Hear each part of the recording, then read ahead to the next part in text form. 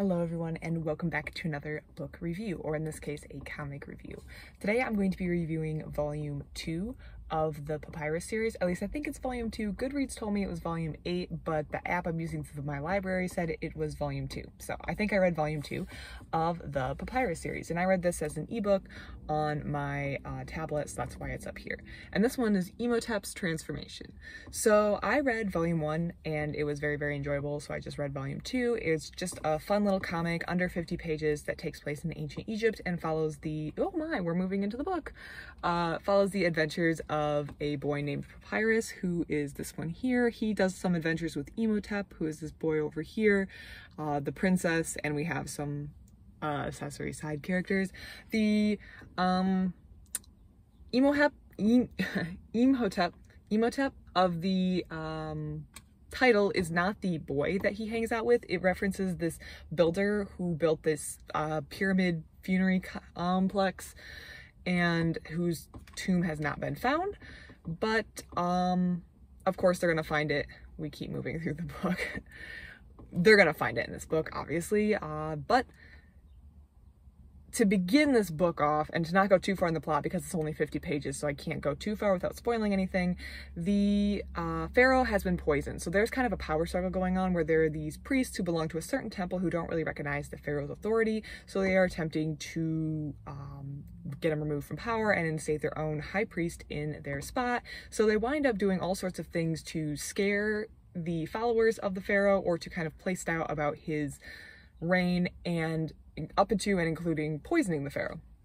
And there is this very big ritual event that the pharaoh has to participate in the next day. So if he is not able to participate in it, then his ability to rule will be called into doubt. And this is kind of a whole story about Papyrus and him trying to figure out what he can do to get the pharaoh back up and running in good health. And it kind of flows in, so there's like some historical aspects of it, but then there's also some magical aspects and some aspects of Egyptian mythology, and it kind of all flows together to a fun little 50-page story. So this is probably another 3-star read. It's pretty enjoyable, but it's only 50 pages, so you're not going to get to go too far deep into the story.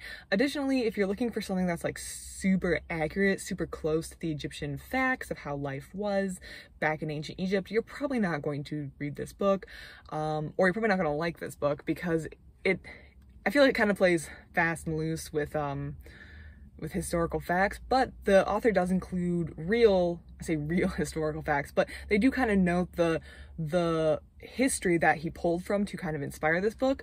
But this is primarily fiction, and it is designed to not be a textbook of exactly how Egyptian life would have gone in the time this was written. So do keep that in mind. If you like to have a little bit more historical fact in your series, this probably isn't the comic book series for you. However, there is quite a bit of historical fact that's kind of like interspersed in, either in footnotes or kind of explained in the course of the story, that you can learn quite a bit from.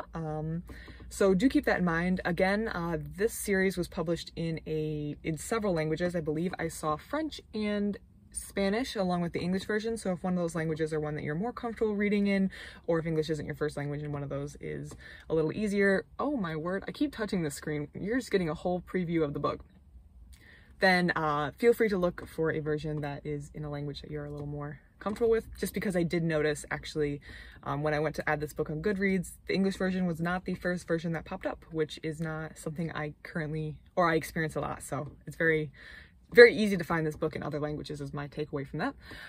It was enjoyable. I'll probably keep reading the series. It's only 50 pages or around 50 pages. I think this one was like 46 or 48, so you can knock it out in an evening, but it's very enjoyable, kind of fun, a nice interplay between like history and a little bit of adventure and a little bit of Egyptian mythology.